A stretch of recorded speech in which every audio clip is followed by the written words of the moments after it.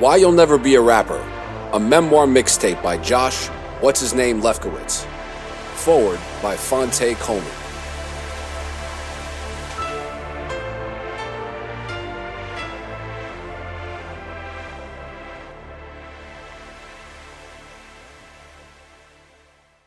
Chapter 17. I shall proceed. After months of frenzied work together, I had a gripe to share with Rue. Yo, let me ask you something. Have you listened to Volume 2? Yes, Rue said sarcastically. No, I mean, have you listened to one of the copies? Like, really listened to one of them? Nah, not really. Just sort of off and on when I play it for people. Why, what's up? Dog, the quality is fucking terrible, I said. Rue denied it in disbelief. I'm serious, man. I don't know what your boy did, but it sounds like he had the levels on the songs all the way to the top and now it's distorted. I gave Rue specific places in the CD the poor quality was the most evident. As he listened to each one, his outbursts of shit would get louder and more aggressive. Fuck, man, he said. I've given out at least a few hundred of these pieces of shit. I know. No one has brought up the quality to you? I asked. Like one or two people maybe, but I thought they were just being dicks. Nah, it's real, I said, but as I told him, I had a plan. Rue had a trip to North Carolina scheduled just around the same time I finished the last song for Volume 2. We figured that we could rush a bit and have the CD ready for him to bring home and distribute to anyone that would listen. Calling Bro Rab would have been easy, but to try something new, we got Rue's friend, who was a little brother associate, to host the mixtape instead. We hoped that it would help my music reach other ears, and although that may have happened, something was wrong with the way it was recorded while he mixed it. We were rushed, so we didn't even listen to the master with any real scrutiny until a quarter of them were on the streets. I couldn't get them back, so I needed a solution. I also couldn't, in good conscience, let all my hard work go to waste. But I also couldn't let the subpar quality of Volume 2 represent my music or our brand. I'd gotten into the habit of writing as much as I could, even if it was just to other rappers' instrumentals. As quickly as I was able to, I headed back to the studio to record 3 new freestyles, all containing some of the craftiest and cockiest lyrics I had ever written. I felt indestructible, and I wasn't gonna let a shit-quality mixtape kill my vibe. Aside from the freestyles, I had also just finished writing what I still believe to be one of the best songs I've ever recorded, Cruise Control. The song was produced by my friend Ill Phil from Durham, and it was a different vibe from the I'm the Best Rapper songs that dominated my repertoire. I remember working on it sitting outside one Sunday. I was on the corner of Crown Street and Kingston Avenue in Crown Heights. The sun was out, the temperature was almost utopian, and each lyric I wrote flowed out of my brain in near perfect fashion.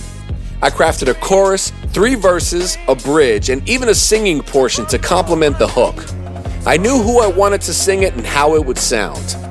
When I caught Rue walking to the local bodega shortly before his trip to NC, I made him sit down while I quietly rapped the words and hummed the accompanying melody after first playing him the beat from my iPod. He loved it, and I knew it felt right. As plans of how to move past Volume 2 formed in my head, I knew that Cruise Control would be the perfect addition to what would be known as I'm Not Him the Mixtape Volume 2.1. We had our friend Fuse flip the Volume 2 cover from white on black to black on white and put a large 2.1 on the front in red. I went back to Bro Rab, expressed my urgency to release this version as fast as I could, and he sent me back the finished copy in less than a week.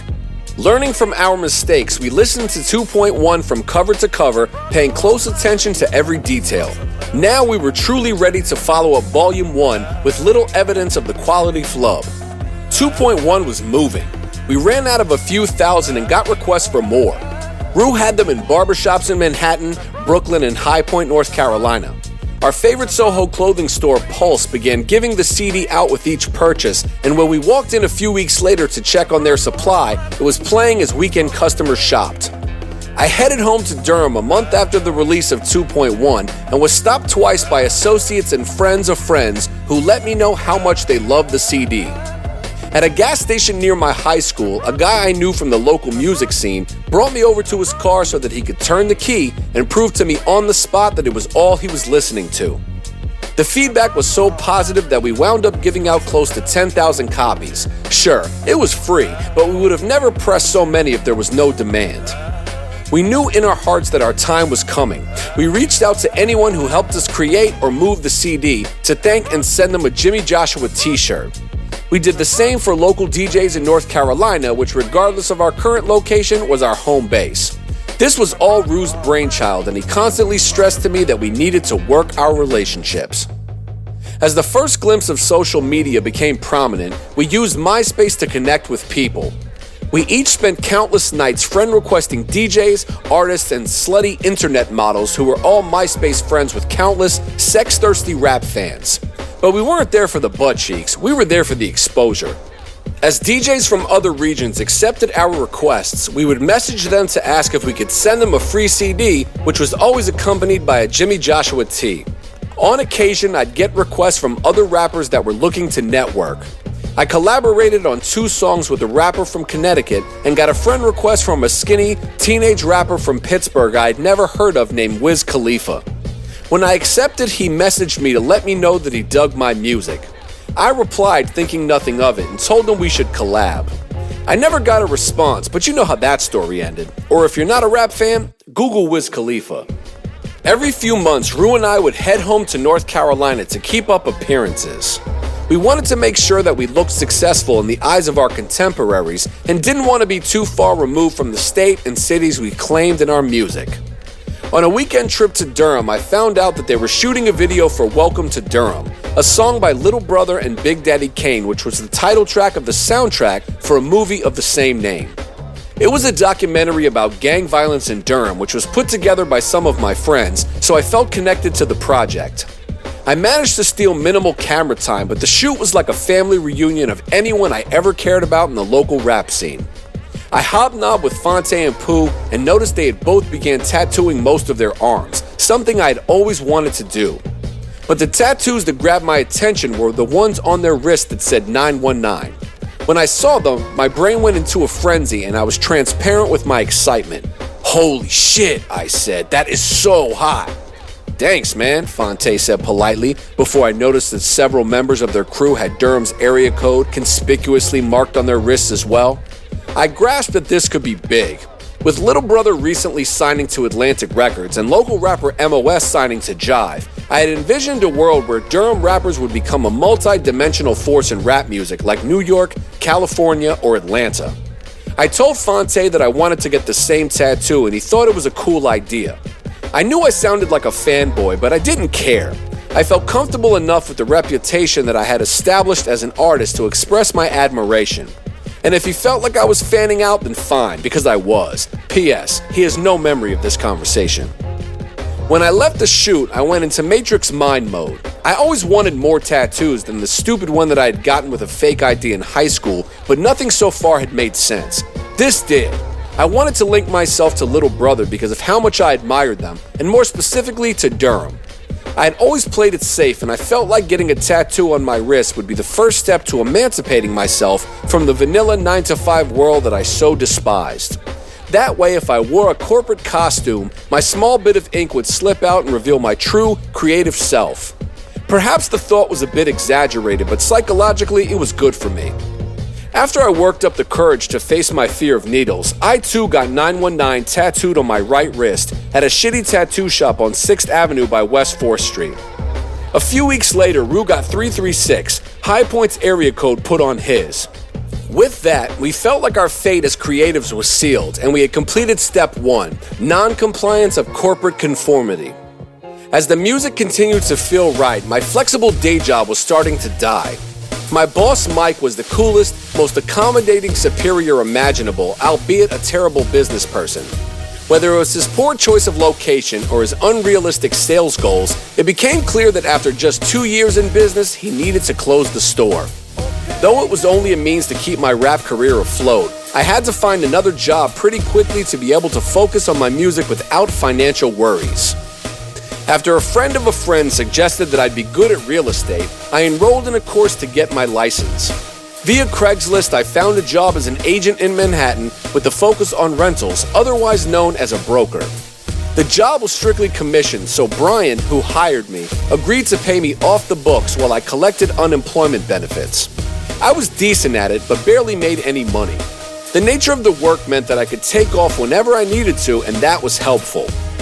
As I effortlessly re-established myself in the workplace, Melvin was offered a job as an in-house engineer at Daddy's House, a studio owned by Sean Puffy Combs in Midtown. He relocated his family to Queens to pursue his dream of music industry stardom. While I was elated for him, the real thrill came in his promise that the new gig had fringe benefits for me too. Rue and I would come by the studio as his guest, provided Puff wasn't around, and eventually I was able to record 2 songs in the Biggie Room.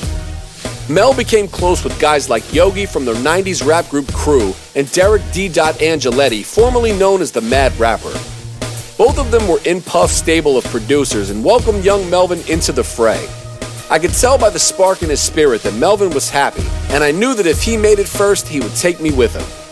And as if his newfound position in the music business wasn't enough, having Melvin in Queens also meant that the studio environment where I grew up recording in was now just a subway ride away. Everything seemed to be falling into place, and success seemed to be right around the corner. Around the same time, I got the opportunity to model for a fashion magazine called MR. The spread was organized by a friend of ours from college who was making a name for herself in fashion publishing. The idea was to explore the link between fashion and music. Most importantly, I was there as what's-his-name, and not Josh, the wannabe rapper. As far as cool shit went, the magazine photo shoot ranked at the top. I arrived to a few racks of some of the most on-trend fashion pieces I had ever seen. Streetwear was just starting to make a large impact globally, and I was happy to be the face of it, even if it was just for a fashion industry magazine. I flipped through t-shirts and hoodies that fit a bit tighter than I was used to, as well as distressed jeans that I couldn't afford. When I saw the brown and cream snakeskin Adidas Forum high tops, I nearly lost my mind. When the stylist approached me and we began putting together my look, I felt like a star. Before I got in front of the camera, I was stopped by the on-set barber to check my shape up to make sure it was tight. Of course, I had made sure it was the day before. After a few shots of me trying to figure out how to pose, I landed on the one that featured my freshly healed 919 wrist tattoo. The photographer, also from North Carolina, screamed in delight and told me to hold the pose. I did for the next 15 minutes, and the shot ended up in the magazine. My new ink had become the star of the show, and my confidence was on 10. Even my body modification choice had proven to be the correct one, and I felt like I could do no wrong. I had fully engrossed myself in music. I let Rue convince me to fly home to North Carolina from time to time to do occasional shows and rub elbows with the locals. I had no desire to perform, but I knew he was right. I had all but traded a social life for writing, recording, and then recharging on my couch, which I did every free moment that I could find. I thought this routine made sense, but it was exhausting. Despite the couch time, no amount of vegging out could stop the occasional feelings of doubt from entering my mind. I did have the utmost confidence in my talent. That wasn't the problem. I just couldn't help but to think to myself, what if I stopped right now? Would anybody care? I couldn't lie to myself. After all, they wouldn't. Sure, there'd be a few people who might say, damn, you quit music? That sucks. But ultimately, my pursuit didn't matter, did it? I was just another face in the crowd, even after what felt like a lifetime of hard work. That never sat right with me and often prevented me from falling asleep at night. Some of my experiences, born of my willingness to take chances in connecting with people, even bigwigs, would help in such moments. In high school, for example, Asim and I once jumped up on stage at a Roots show at the Cat's Cradle. Black Thought shouted out an invitation to the crowd, "Where the MC's at?" We seized the opportunity and rapped while Questlove and the boys provided the background music. After it was done, I asked Black Thought, would you think I was a herb if I gave you my demo tape? He responded with an inviting, nah, come on, man. So I did. Nothing ever came from it, but sometimes when I had doubts, I'd think about his words. I shall proceed and continue to rock the mic. I used it as a mantra of sorts, and it would help get me through tough times. I felt like I couldn't disappoint the Roots, so I always kept going. But here's one thing that people on the grind never tell you. Sometimes having unrelenting determination and fighting through what you think are negative thoughts actually means internalizing and/or ignoring what could be your conscience trying to tell you something. And at this point, working so hard and feeling so close, I wasn't sure which one it was.